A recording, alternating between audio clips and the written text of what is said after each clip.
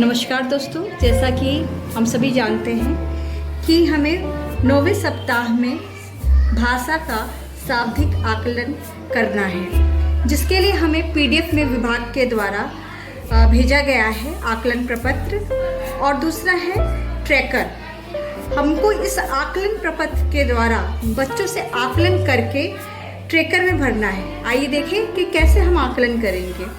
जैसे यहाँ देखिए शब्द अक्षर दिए हुए हैं, वर्ण दिए हुए हैं। बच्चों से हम इसको बारी बारी पढ़वाएंगे और पढ़वाने के बाद देखेंगे बच्चा कितना पढ़ रहा है। मान लीजिए बच्चा पूरा पढ़ लेता है, 10 पूरा पढ़ ले रहा है, तो हम उसको 20 अंक दे देंगे।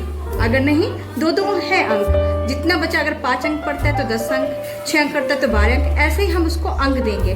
जब हम अंक देंगे, देखिए यहाँ हमने एक बच्चे का किया था, हिमांशु है नाम, उस बच्चे ने पूरा ये पढ़ लिया था, तो हमने उसको 20 में 20 दे दिया। डिकोडिंग में हमको अंक लिखना है, अंक लिख दिया।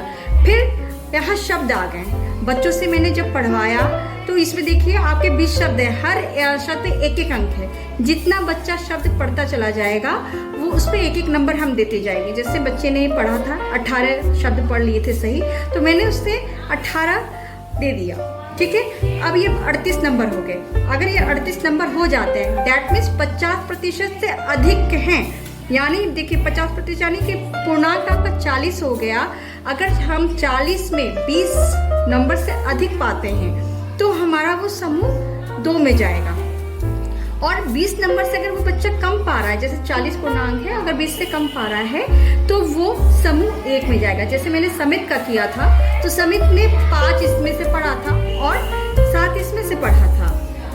और इसी तरह से बच्चों ने जब ये पढ़ के दिखाया तब उससे हमने देखा कि वो बच्चा समूह 1 का है, क्योंकि 20 से कम नंबर आ रहा था। ठीक, इसी तरह मैंने भाषा मौखिक विकास का किया।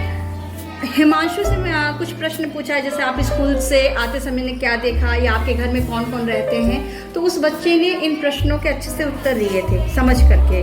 तो मैंने जो भी बच्चा उत्तर दे लेगा तब यानी कि उसका विकास हो चुका है और उसको सही का टिक लगा देंगे। और समित से कुछ क्वेश्चन पूछे, उस बच्चे ने नहीं उत्तर दिया तो मैंने उसको डैश का चिन्ह लगा दिया। इसी तरह हम समूह का निर्धारण करेंगे। एक और पीडीएफ में लिखा था आकलन प्रपत्र में, सुनकर लिखे। बच्चों को 5 सरल शब्द बोलना है और बच्चे अगर लिख लेते हैं तो समझिए वो समूह 2 का बच्चा है। नहीं लिख पाते, समूह 1 का बच्चा है। पीडीएफ में इसमें कोई अंक नहीं दिया था, अतः हमको 40 में ही मार्किंग करनी है।